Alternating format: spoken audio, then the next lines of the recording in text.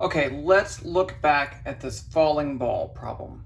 And we used work energy, and just as a quick review, so I said the work energy principle says work is a change in kinetic energy. We only had kinetic energy, where kinetic energy is 1/2 mv squared, and work is F dot delta R is equal to F delta R cosine theta. So work done on an object is equal to the change in energy, and so far we only had kinetic energy. That's the only thing we considered, and we said let's just use the ball as a system. Okay, so let's do this problem again. Really quickly, so using the work energy, if I say the system of the ball, the only force on it is the gravitational force. So in that case, I have the work done. As the ball falls a height h, then the work done delta r is going to be this direction, a distance of h, and the angle between the force and the displacement theta is 0. So the work done is going to be mgh. And that's going to be equal to the change in kinetic energy, and I'll just leave it as change in kinetic energy. That's it. And we solved for everything we wanted to, and everyone is happy. Okay, now what if I say, what if I change this? It turns out that for some forces, gravity is one of them, and I will show you why, it actually doesn't matter where you go. I could go that way and I'd still have the same work done by gravity. Actually, that's a good problem. If I did a curved path, calculate the work done by gravity manually. I'm going to do that. Not now. Okay, so since it doesn't matter, this term is going to be really, I could write this as mg delta y. Now, in this case, actually this would be negative. Because now if I call this delta y as y final minus y initial, then delta y is going to be downward. But I need to take into account that the angle between those two would be actually 180, right? Because now I'm dealing with y in the y direction. So there should be a negative sign. So now I can move that to the other side, and I get this. Work equals 0 equals mg delta y plus delta k. And I'm warning, I make this minus sign all the time. This y2 minus y1. So this would be a negative number. Okay, good, it works. Now, but in this case, I actually have to have the system of the ball plus the earth. And we call this term delta U. This is the change in gravitational potential energy. So you notice what I did. Instead of doing the work done by gravity, I just moved it to the other side. I made it negative, well, it became negative, okay, such that delta U equals negative work done by gravity. This is very important. This is the definition of a potential energy. Change of potential energy is negative the work done by a force. So I can do it two ways. I could have the work done by a force and have the ball as my system, or I could have a gravitational potential energy, but then not have work done by the gravitational force. You can't have it both ways. This would be like this.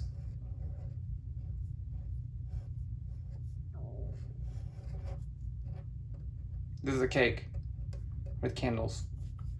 And everyone knows you can either have your cake or eat your cake. You can't have your cake and eat it too, which, by the way, doesn't really make sense, but that's what I like to say. So you can either have work done by gravity or gravitational potential energy. You can't do both, and that's why it's important to pick your system. Okay, so this is one way to treat the problem. And you'll notice here that these are algebraically equivalent, right? Because I'm going to get the same thing either way. And in this case, I would say UG equals mgy. That's the definition of gravitational potential energy. It depends on, and I can write that here because here I have y2 minus y1. So each one is just y. Now, this is important. the only thing that matters is a change in potential. Let's do this problem again and show you why that matters.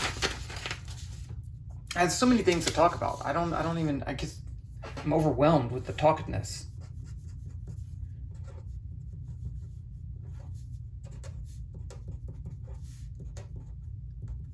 Okay, so there's my falling ball. What if and so let's write work equals 0 equals, and there's 0 because now if I have my system of ball plus earth, what force is acting on that system? What external force is acting on it that would do work? There's none. Okay, so there's no work done. But now I do have a gravitational potential energy and a change in kinetic energy. So let's say pick y equals 0 right here. There's my origin. So if I write this, I have 0 equals the final u. I'll write u2 minus u1 plus k2 minus k1. And u2 is going to be down here. So it's going to be 0. It's going to be negative mgh. Because if this is 0 and this distance is h, the y value here is negative h. And then the one up here is 0. And then I have plus k2 and k1 is 0. Okay, so that's that. Now let's do it again and put this as my origin. So I still have no work done. Now I have u2 is going to be 0 minus u1, but u1 has a value of h. So it's going to be mgh plus k2 plus 0. Same. These two are the same.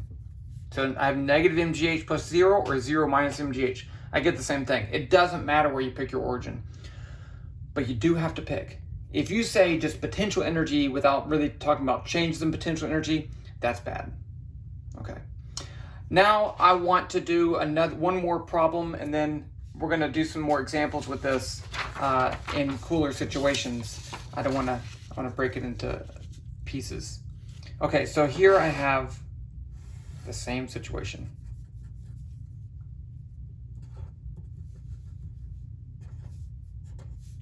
This is position 1 and position 2. And I already said, let's call this the origin. So if I calculate delta U, I get negative mgh. I've already done that. What if and that should be equal to negative the work done by gravity. Okay, so I could show that because the gravitational force is mg down, delta R is that way, so negative mgh. Mgh is the work done by gravity. We're all cool. Now what if I did this? What if I took this path? Then the change in potential energy should be the same thing. That's one of the rules, right? I have to have change in potential energy not dependent on the path. Okay, let's do this. Let's break this into 3 parts. This first part, I'm going to say work done by gravity, and then we'll take the negative. Let's say negative of the work done by gravity. So I have a negative. And then along this path, let's say this is delta x. So along this path, the gravitational force is that way, displacement is that way, the angle between them is 90 degrees. So I get mg delta x cosine 90. That's 0. Now during this path, now gravity and the displacement in the same way. So I get negative mgh because it's h down. And now on this part, I again get gravity is down, the displacement is to the left, 90 degrees again. So I get minus 0. So I get, why is that light going out? Negative m, so this is going to be negative mg h. So I get the same change in potential either way.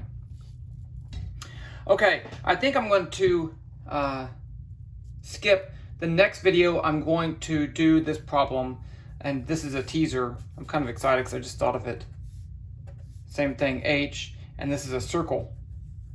And I'll calculate the work along this path and show that it's mgh. That's going to be great. Okay, I'll see you guys then.